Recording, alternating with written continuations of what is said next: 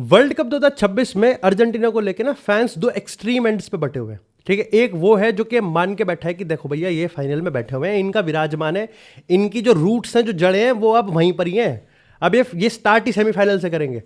वही दूसरा एंड ये है, वो ये कहता है कि यार देखो वर्ल्ड कप के अगर हम पैटर्न की बात करें, वर्ल्ड कप के अगर हम कर्स की बात करें, वर्ल्ड कप के अगर हम स्टैट्स की बात करें, हिस्ट्री की बात करें, तो ये बहुत स्वाभाविक है कि अर्जेंटीना इससे पहले कि वो कुछ उखाड़ दें, ये भैया टैंक करने वाले हैं। पिछले 3-4 दिन में जब मैंने स्क्वाड इनका एनालिसिस करा, यहाँ पर इनके जो कंसर्न्स चल रहे हैं प्लेयर इंजरी को लेके, मेसी का क्या रोल होने वाला है, मैनेजर क्या सोचता है, और पूरा फैन परसेप्शन, जब इन सबको मिला मुलू के एक सूर्यवंशम की खीर जब मैंने खाई, तो मैं समझता हूँ कि देखो भाई फटने वाली हालत है। अर्जेंटीना से फटना स्वाभाविक है और उसके पीछे दो रीज़न है। पहला रीज़न सेम है कि भाई काफ़ी लोग कह रहे हैं कि मेसी वॉश्ड है, मेसी ये है, मेसी अब पहले जैसा नहीं रहा। अब मेसी पहले जैसा रहा हो या ना रहा हो, ये अभी भी कंफर्म है कि किसी भी डिफेंस की संदूक में बंदूक डाल के मेसी खोल देगा, छतरी खोल देगा 2 मिनट में। एंड द फैक्ट ये है कि लोग आई थिंक मेसी पे इतना फोकस कर रहे हैं कि वो इस चक्कर में इसको बिल्कुल ही भूल रहे हैं कि जो अर्जेंटीना का स्क्वाड है भाई वो लाइक इतना खराब नहीं है। खराब क्या, बहुत अच्छा है। अगर यहाँ पर हम पोर्चुगल की मिडफील्ड की बात करें, हम लोग इंग्लैंड की मिडफील्ड की बात करें, स्पेन की मिडफील्ड की बात करें, फ्रांस की मिडफील्ड की बात करें, लेकिन अगर हम बात करें यहाँ पर वन ऑफ द बेस्ट मिडफील्ड्स की, तो अर्जेंटीना ज़्यादा पीछे नहीं है। उनके पास भी एक ऐसी मिडफील्ड है जो कि खुलाई नहीं खोल देगी। मेरे को पर्सनली ऐसा लगता है कि यहाँ पर अर्जेंटीना का जो स्क्वाड है वो मोर देन कैपेबल है यहाँ पर कुछ तगड़ा करने के लिए। वो वर्ल्ड कप जीत सकते हैं, नहीं जीत सकते, वो तुम इस वीडियो देखने के बाद और तुम कमेंट सेक्शन में मुझे जरूर बताना। लेकिन एक और चीज जो मेरे को लगता है कि यहाँ पर बहुत ज्यादा रोल प्ले करता है when you talk about Argentina, वो ये है कि they have a never lose वाली मेंटालिटी। एक 2010 से लेकर 2020 तक का दशक था, साले जीत नहीं रहते। अब 2020 से लेकर 2030 तक का दशक साले हार नहीं रहे। 2021 में कोपा उठाया, 2022 में वर्ल्ड कप उठा लिया, 2024 में उन्होंने फिर से कोपा उठाया, 2026 में वो हिस्ट्री में 60 साल के बाद पहली बार कोई back to back World Cup, 1934 और 38 में इटली ने वर्ल्ड कप उठाया था, 1958 और 62 में ब्राजील ने वर्ल्ड कप उठाया था, और अब 2022 और 2026 में अर्जेंटीना ऐसा काम कर सकती है। देखो ये चीज तब मैं मान के चल रहा हूं कि मोस्ट प्रोबेबली अर्जेंटीना जो ब्रैकेट होगा वो 2022 के कंपैरिजन में 5 गुना ज्यादा हार्ड हो सकता है, जहां पर उनको स्पेन मे बी फ्रांस और अल्टीमेटली पोर्चुगल के भी चांसेस है कि वो यहां पर इन सबको रोड टू नॉकआउट्स में भिड़ेगी। इनके अगर स्क्वाड की बात करें, देखो यहां पर ये चीज पूरी तरीके से क्लियर हो चुकी है कि लियोनेल स्केलोनी, और अब आई थिंक ये चीज कंफर्म है कि इस समय इंटरनेशनल की बात करें यहां पर, तो Scaloni one of the best manager है। डिस्चैम्प्स आई थिंक मेरे को लगता था कि अल्टीमेट गोट था पिछले अगर हम 10-12 साल की बात करें, लेकिन लियोनेल स्केलोनी ने जो करके दिखाया है इस अर्जेंटीना टीम के साथ, आपको इस समझना पड़ेगा कि यहां पर मेसी ने वो प्लेटफॉर्म दिया है, लेकिन स्केलोनी वो बंदा है जो कि यहां पर मेसी के अराउंड को टीम इस तरीके से बिल्ड कर रहा है कि यहां पर मेसी का एक्चुअली में जो आउटपुट है वो रिजल्ट ओरिएंटेड हो।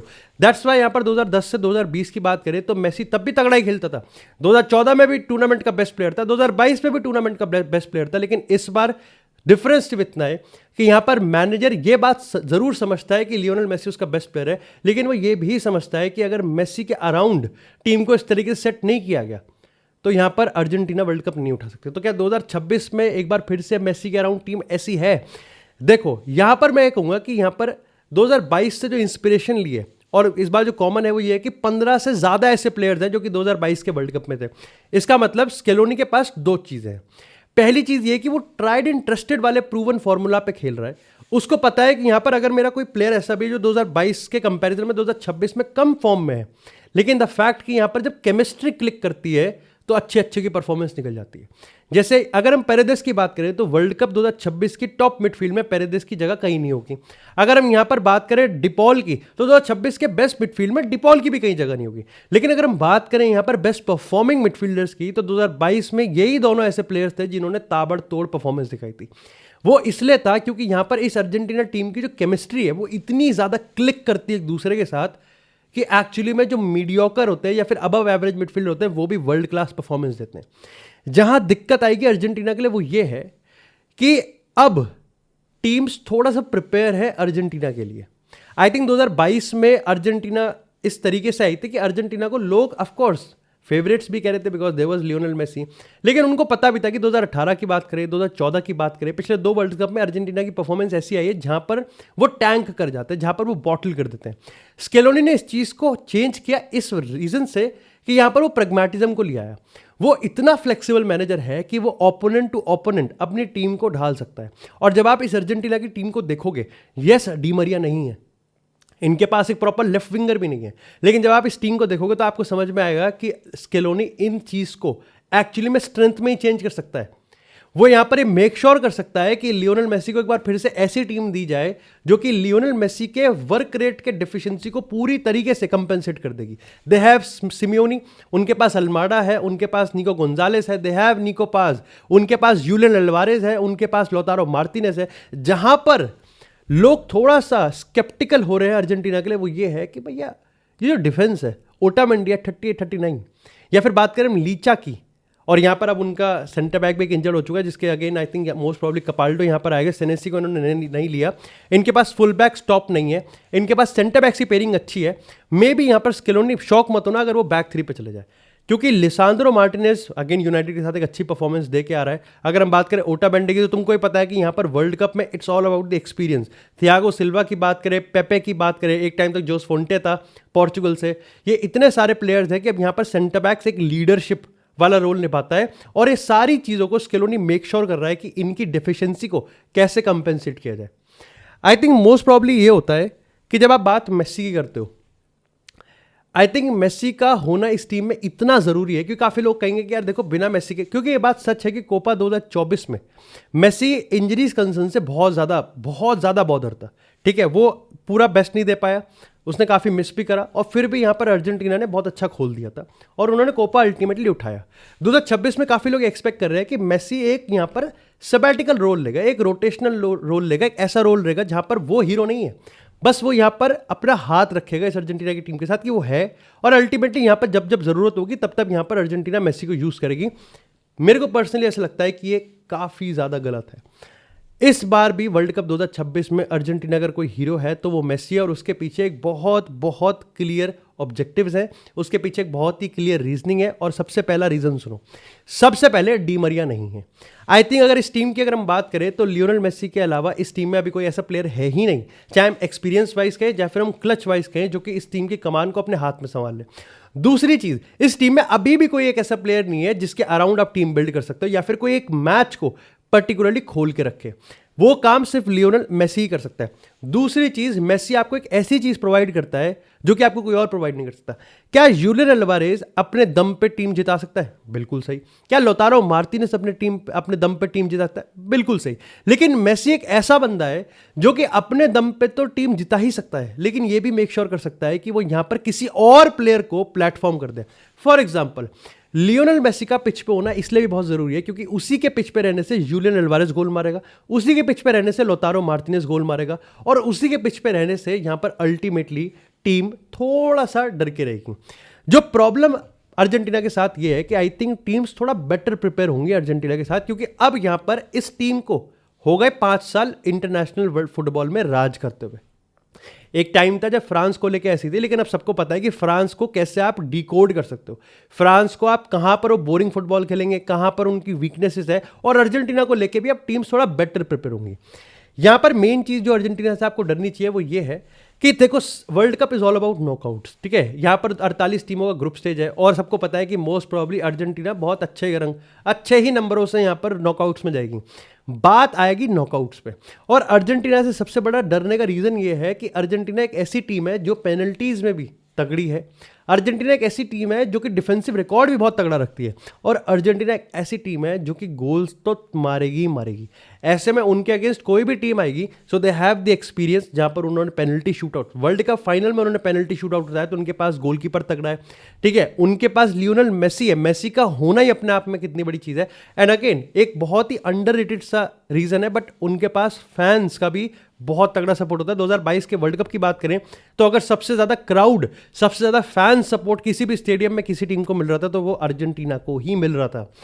जहां दिक्कत आएगी अर्जेंटीना के लिए वो ये है कि अर्जेंटीना का डिफेंस वर्ल्ड कप में काफी अटैक्स को संभाल पाएगा या नहीं संभाल पाएगा, ये देखने वाली बात है। Otamendi at 38-39, yes he has an experience, but यहां पर उसके अराउंड टीम को इस तरीके से सपोर्ट करना पड़ेगा कि यहां पर ये जो डेफिशिएंसी है इसको कैसे कंपेंसेट किया जाए।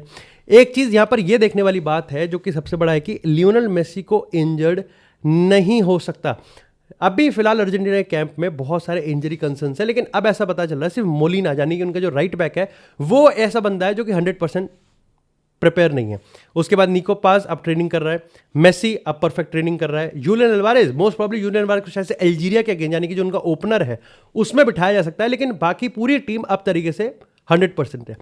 स्केलोनी को ये चीज़ ध्यान रखनी पड़ेगी कि लियोनल मेसी को यहां पर बर्डन नहीं, अगर मेसी का कंसर्न थोड़ा सा भी इधर उधर हो गया तो अर्जेंटीना का जो वर्ल्ड कप है पूरी तरीके से स्विंग कर जाएगा, पूरी तरीके से अपसाइड डाउन पड़ जाएगा।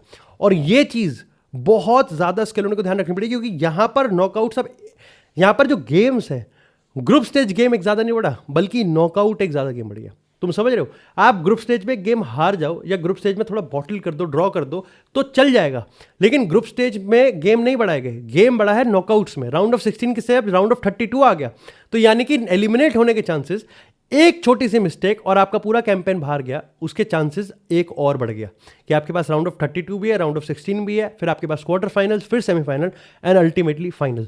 आई थिंक स्केलोनी के हाथ में ये चीज़ सबसे बड़ी रिस्पॉन्सिबिलिटी है कि वो मेसी को किस तरीके से यहाँ पर मेक श्योर करेगा कि पूरे वर्ल्ड कप के एंड तक, क्योंकि गिवन द यहाँ पर अगेन क्लाइमेट और ये सारी चीज़ें, तो मैं I think her world cup की जो टीम की स्क्वाड एनालिसिस करूंगा सब में मैं रीजनिंग दूंगा कि किस तरीके से जो गर्मी होगी, किस तरीके से जो यहाँ पर लाइक जो कंडीशंस होंगे। एंड अगेन लियोनल मेसी की Argentina being south American team, उनको पता है कि किस तरीके से इन कंडीशन में खेलना पड़ता है, पर फिर भी यूएसए में पर्टिकुलरली चीज़ें थोड़ी सी डिफरेंट है। ऐसे में मेसी को एंड तक किस तरीके से फ्रेश रखा जाएगा, किस तरीके से यहाँ पर उसको सही रखा जाएगा, ये स्केलोनी का सबसे बड़ा रिस्पॉन्सिबिलिटी होने वाली है। बात आती है कि यहां पर गोल क्या मार सकती है। हमें पता है कि अर्जेंटीना के पास यहां पर यूलियन अल्वारेज है और लोतारो मार्टिनेज भी, और इसके अच्छे खासे चांसेस है कि शायद से दोनों एक साथ स्टार्ट ना करें, क्योंकि मोस्ट प्रोबेबली यहां पर जो मैं स्केलोनी को टीम खिलाते हुए देख रहा हूं वो एक 4-4-2 की फॉर्मेशन में होगी, जहां पर यूलियन अल्वारेज और लियोनल मेसी अप टॉप होंगे। वहीं अगर लेफ्ट की बात करें तो वहां पर मोस्ट प्रोबेबली निको गोंजालेस हो सकता है या फिर अल्माडा भी हो सकता है, पर अगर हम राइट की बात करें तो वहां पर सिमियोनी तो खेलेगा ही खेलेगा हॉन्डुरस के अगेंस्ट। या फिर अगर हम पिछले रिसेंट अर्जेंटीना की फ्रेंडली की बात करें तो मैंने एक चीज नोटिस करी है कि ये टीम बिल्डअप भी कर सकती है, यानी कि एक स्लो स्टेडी गेम भी खेल सकती है और मेथोडिकल गेम खेल सकती है, लेकिन एट द सेम टाइम अगर इनको लग रहा है कि बहुत वर्टिकल, बहुत तेजी से काउंटर अटैक करें तो ये वो भी कर देंगे। ये फ्लेक्सिबिलिटी है जो स्केलोनी लेके आता है, ये फ्लेक्सिबिलिटी है। सो ही हैज द ऑप्शन कि वो यहाँ पर बैक 3 भी जा सकता है, वो बैक 4 भी खेल सकता है। सिमियोनी उसके पास यहाँ पर रॉड्रिगो डी पॉल इन पे भागने वाला है, इन पे एंजो फर्नांडिस भागने वाला है, मैक एलिस्टर इन पे भागने वाला है।